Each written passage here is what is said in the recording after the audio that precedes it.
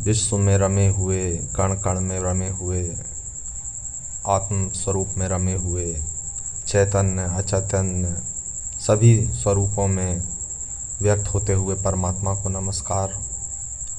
आज हम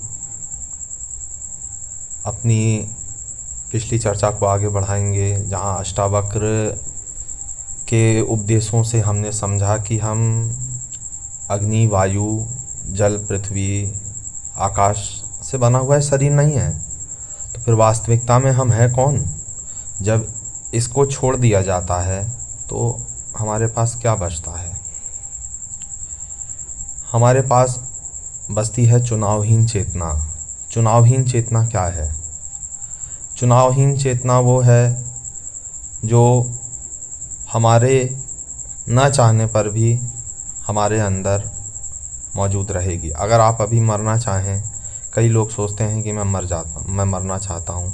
वो अपने अस्तित्व को मिटाना चाहते हैं, वो अपनी यादों को मिटाना चाहते हैं, वो सब कुछ मिटा देना चाहते हैं।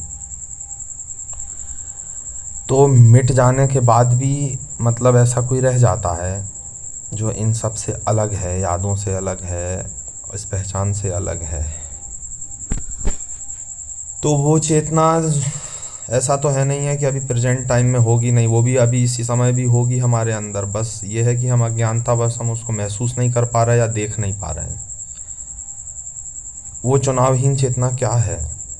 चुनावहीन चेतना मतलब जिसको आप चाहते हुए भी नहीं नकार सकते। आप आंख बंद करिए, विचारों को आप स्पष्ट अलग देखिए। विचार आते हैं, विचार जाते हैं, विचारों का बदलना होता है। विचारों के ऊपर बुद्धि का जो निष्कर्ष होता है वो बदल जाता है। कल को आप कोई कामी व्यक्ति रहे हों या क्रोधी व्यक्ति रहे हों तो काम का विचार आया हो, तो कल हो सकता है आप उस पे आपने रिएक्शन किया हो या क्रोध के विचार पे रिएक्शन किया हो और उसको बढ़ाया हो, उस भाव को बढ़ा दिया हो। तो बुद्धि भी उसी भाव में गिर गई, नीच या ऊंच में, जिसको सद्बुद्धि या दुर्बुद्धि बोलते हैं। तो दोनों विचारों के साथ एकता करके अपना लेवल बनाती है कि वो सद्बुद्धि है या दुर्बुद्धि है। लेकिन बात इससे ऊपर की हो रही है, ना विचार की हो रही है, ना बुद्धि की हो रही है। बात हो रही है उस चेतना की जो न बुद्धि का संस्पर्श करती है, न विचारों का संस्पर्श करती है, न पाप का, न पुण्य का, जो विद्या अविद्या किसी का संस्पर्श नहीं करती, किसी को नहीं छूती।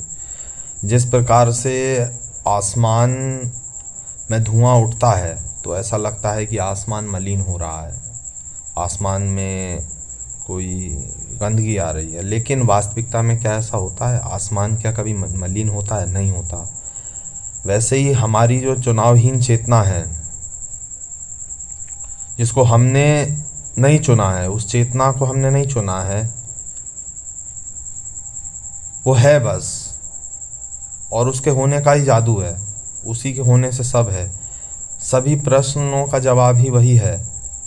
और हम मानव के रूप में यहाँ तक डेवलप किए, ह्यूमन डेवलप करे, बंदर से लेके यहाँ तक पहुँचे, इंसानी बुद्धि तक हमने विकास किया मानव ने।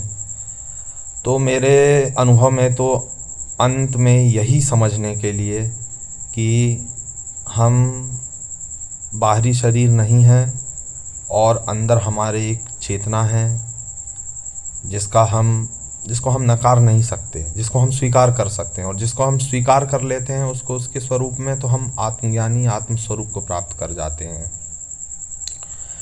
उस चेतना का वर्णन मैं करता हूँ उसको इस प्रकार से कि हम आंख बंद करें तो विचार आएगा, कोई विचारों पे हमारी प्रतिक्रिया होगी और भाव होगा। तो भाव और विचार दोनों बदल गए।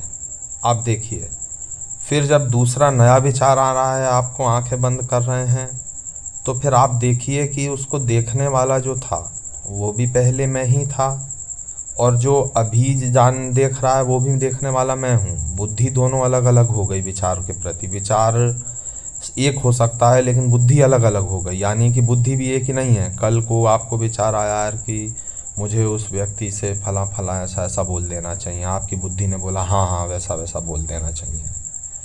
वही विचार आज आया तो वो बुद्धि में बोला कि नहीं नहीं ऐसा नहीं बोलना चाहिए यार, गलत होगा। तो बुद्धि भी दोनों कंडीशन में बदल गई, विचार वही रहा। तो मनुष्य जो बोलता है कि ये ह्यूमन इंटेलेक्ट है, हम पूरा मनुष्य सभ्यता का विकास ह्यूमन इंटेलेक्चुअलिटी के लिए हुआ है और ह्यूमन इंटेलेक्ट है, हम बुद्धि हैं, तो नहीं, बुद्धि नहीं है। बुद्धि बदलती रहती है। विचारों का बदलना तो आप देख ही रहे होंगे कि वो किस प्रकार से बदलते हैं। आप ये देखिए कि शरीर बढ़ता गया, छोटा था बड़ा हो गया, 16 साल की अवस्था, 12 साल की अवस्था, 8 साल की अवस्था, फिर 22, 25, 30, जितने भी वर्ष के आप हैं, आप ये देखिए कि आपके शरीर के बदल जाने से आपके अंदर वाले मैं पे कोई बदलाव नहीं हुआ। आपका जो मैं है अभी, 10 साल पहले भी वो मैं ही था और आज का मैं वो मैं ही है, उस मैं में बदलाव नहीं आया। और आज से 10 साल बाद वाला भी मैं, देखिए इस सर के अंदर विचारों के मेमोरीज जो हैं, जो यादें हैं, वो बदल सकती हैं, वो बदलती रहती हैं और बुद्धि बदलती रहती है, लेकिन उसको जानने वाला मैं जो है, अभी आप अपने आप से पूछिए अंदर कि शरीर का मालिक कौन है, तो झटके से जवाब आएगा इन सभी विचारों का, इन सभी शरीरों का, इन सभी व्यवस्था का मालिक कौन है, तो जवाब आएगा मैं। तो वो जो मैं है वो आप उसको देखेंगे कि बिल्कुल खाली है, उसमें कोई लोड नहीं है। अगर कोई व्यक्ति निरंतर केवल मैं विचार को ही मंत्र जाप की तरह और किसी दूसरे विचार पर ध्यान न जाते हुए मैं का ही जाप करता रहे, तो वो व्यक्ति आत्म स्वरूप को प्राप्त हो सकता है। क्योंकि आत्मा का सबसे पहला विचार या सबसे करीबी विचार मैं होता है। मनुष्य सुबह उठता है, सबसे प्रथम विचार मन में उठता है कि मैं यह शरीर हूँ, मेरा ये सब। उसके बाद समस्त जैसे जैसे संसार के अहंकार आते जाते हैं, सामने बच्चा आया तो पिता का अहंकार, बीवी आई तो पत्नी का अहंकार, पति का अहंकार, सभी अहंकार जागृत होते हैं। पर सबसे पहला विचार क्या है वस्तुतः? मैं। ठीक है, तो चुनावहीन चेतना को समझने के लिए हमको अपने शुद्ध स्वरूप को जानना पड़ेगा, क्योंकि शुद्ध स्वरूप ही चुनावहीन चेतना है,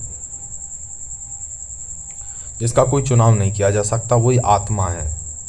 इसीलिए वो नष्ट भी नहीं की जा सकती, क्योंकि वो चुनावहीन है, इसीलिए वो नष्ट भी नहीं की जा सकती। वो किसी के कहने या होने से नहीं है, बस है वो ना परमात्मा ख़त्म कर सकता है, ना तुम ख़त्म कर सकते हो। शरीर ख़त्म किया जा सकता है, लेकिन उस चेतना को नहीं। वो चेतना जब अपने सूक्ष्म स्वरूप में होती है तो मनुष्य को उसके शरीर का आभास और शरीर की बंदिशों तक रखती है। और वही चेतना का विस्तार जब शिव स्वरूप में हो जाता है, वही चेतना जब चैतन्य हो जाती है, तो वो इस ब्रह्मांडीय चेतना के साथ एक हो जाती है और मनुष्य आत्मज्ञान को या फिर एक है ब्रह्म ज्ञान को प्राप्त हो जाता है।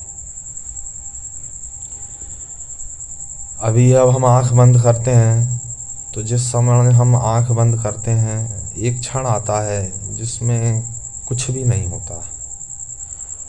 हम देखेंगे कि आंखें बंद हैं, काला अंधेरा है, नीचे से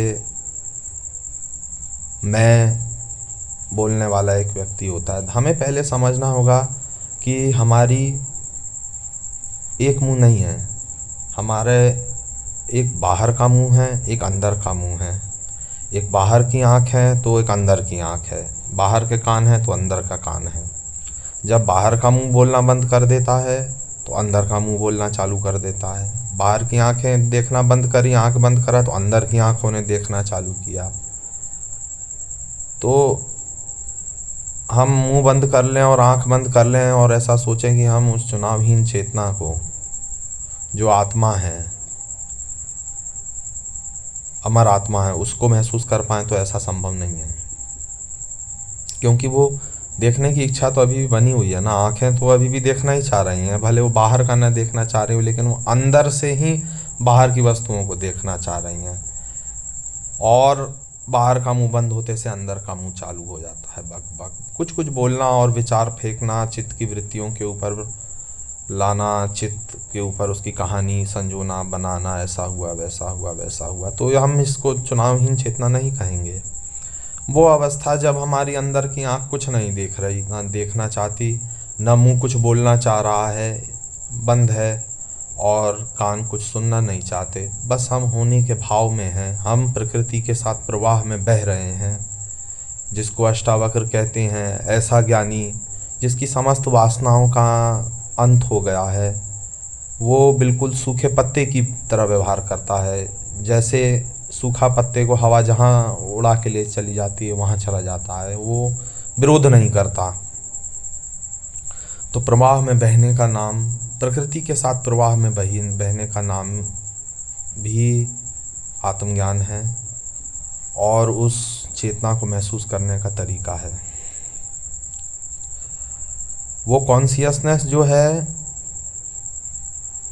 वो हमें समझ के द्वारा, हमारी समझ को बढ़ा के हम या तो प्राप्त कर सकते हैं, या परमात्मा कृपा से, शिव की कृपा से प्राप्त कर सकते हैं, या गुरु कृपा हो तो प्राप्त कर सकते हैं। मैं आशा करता हूँगा कि मेरे इन शब्दों से कुछ, इन टूटे फूटे शब्दों से, इन टूटे फूटे ज्ञान से कुछ आपको मदद मिली हो। तो इस चैनल को लाइक और इस चैनल को सब्सक्राइब करिएगा, वीडियो को लाइक करिएगा, कमेंट करिएगा जो क्या आपको समझ में आया, या जो आपको समझ में नहीं आया, या मैंने कुछ गलत बोला हो तो आप मुझे ज़रूर बताइएगा। धन्यवाद। आपका अपना रवि।